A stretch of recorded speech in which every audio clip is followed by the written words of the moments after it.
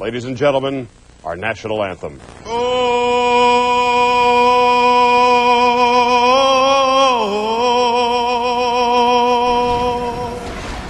Oh, say, can you see?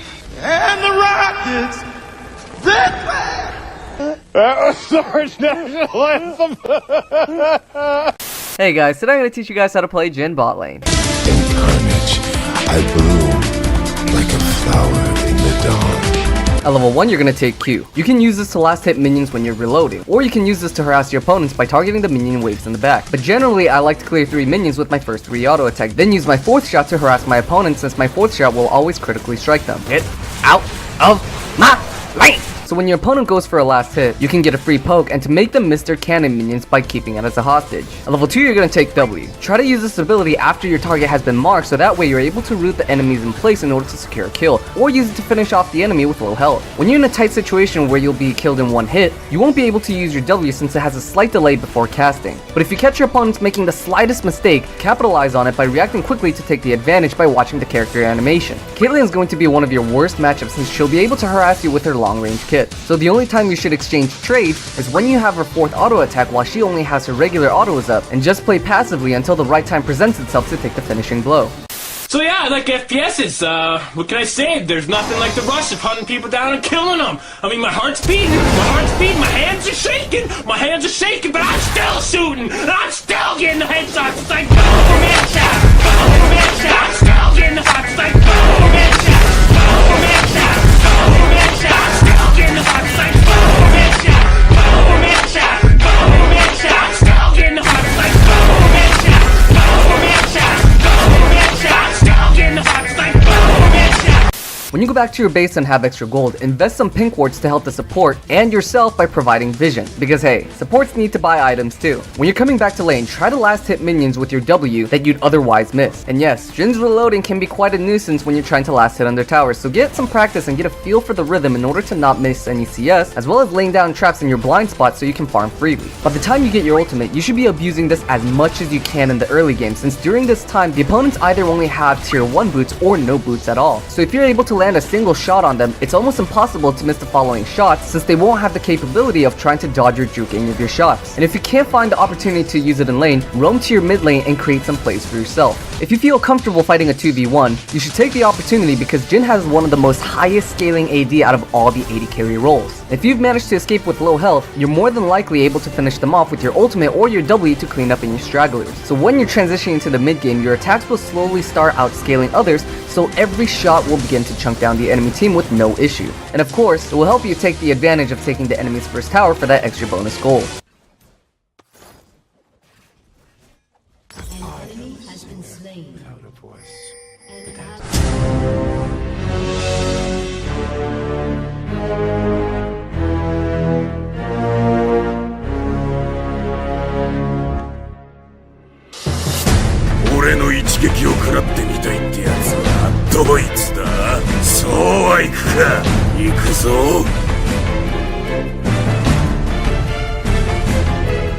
Okay.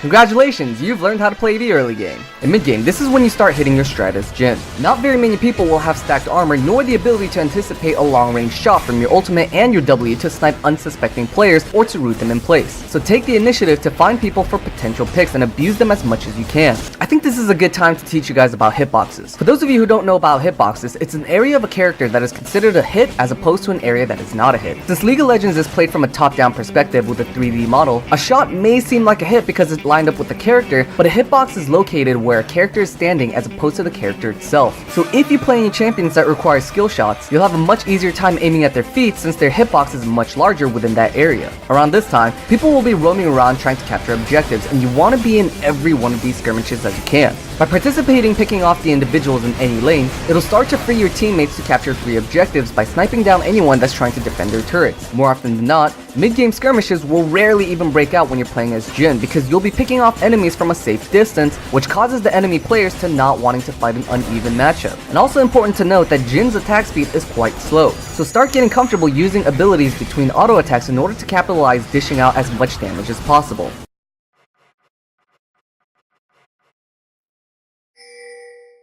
でもそんなんじゃダメもうそんなんじゃほら心は進化するよもっともっと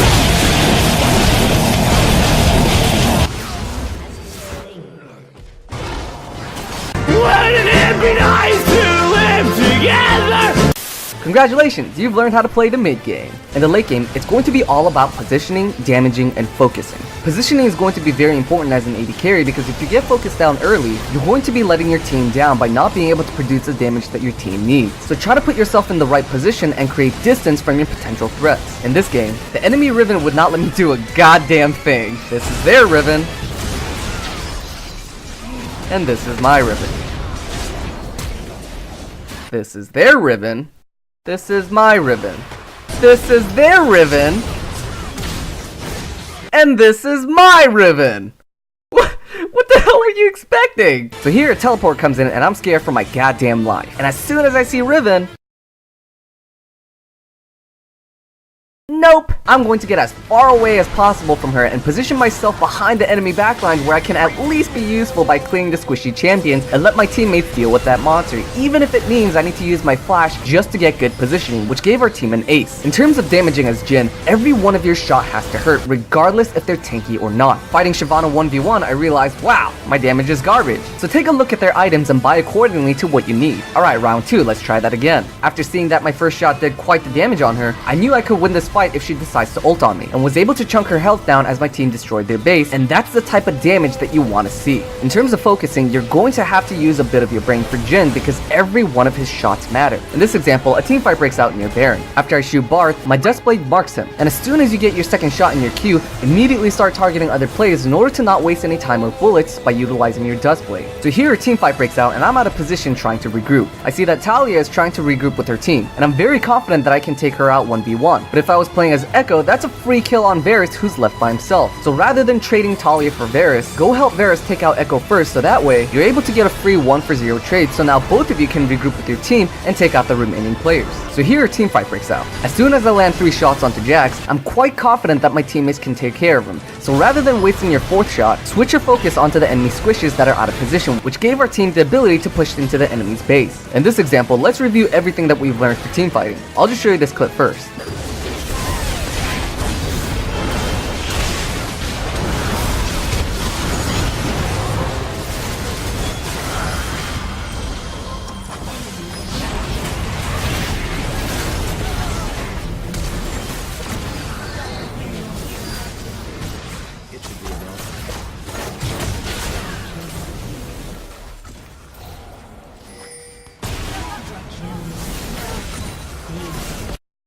Riven starts out by stunning 3 of us and we focus her down immediately. Morgana flashes and uses her ult and uses Zhonya's to negate my Dustblade. This is a great positioning for your team to be in since you're surrounding the team in one area. I lay a trap between me and Kalista in case she goes for me rather than Karma. As soon as I 4-shot Morgana, I create some distance away from my enemies to reload and clean up for the ace who win us the game. Congratulations, you've learned how to play the late game. For the last game, we're facing against Caitlyn and Leona, which is a pretty bad matchup for us, so I'm going to play passively. The enemies hit level 2 and Nami gets caught out of position. After farming passively, Nami gets caught out again, and then I also die giving Caitlyn 3 kills. Since we're not doing so hot in bot lane, I go towards mid lane to utilize my ultimate for a kill. After I go down bot lane, Nami lands a great bubble which gave me the opportunity to put out some DPS. As Leona and Zac tries their best to take me out, the whole squad came down bot lane to clean up the rest of the enemies. Seeing that our mid tower is quite healthy, I ping bot tower to let my team know to rush bot tower in order for our team to gain the first tower bonus.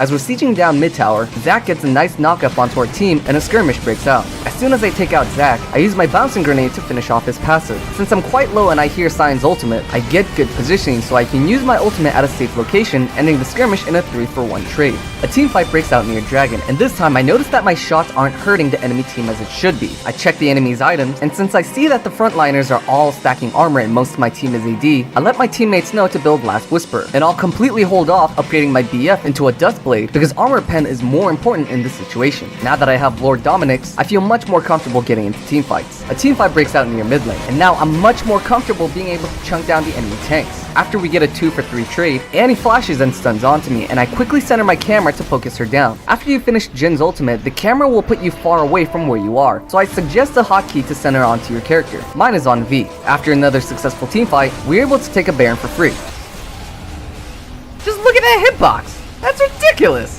Since we have Baron buff, we split up our team to a 1-3-1 formation, which is 1 person top, 3 people mid, and 1 person bottom, to utilize Baron buff to its fullest. Since I don't see Zac on the map, I position myself far away since the enemy Leona and Annie can easily follow up with their stuns to burst me down. As soon as they see Zac on the minimap, I'm much more comfortable being able to poke down the enemies. As soon as Gangplank lands a nice combo onto Annie, I quickly activate my ult to take her out, but Leona took the shots instead. Now that the enemy team is outnumbered, you've already won the game, since it'll be very difficult for the enemy team to defend their base, and we're able to take out 3 of the enemy inhibitors and push into the Nexus Tower for a victory. Congratulations, you've learned how to play Jhin bot lane. For those of you guys who want to try this out, here are my runes, masteries, and what items to buy. I didn't have enough IP to build a full set, so copy this one instead. Thank you guys for watching the video, and I'll see you guys in the next one.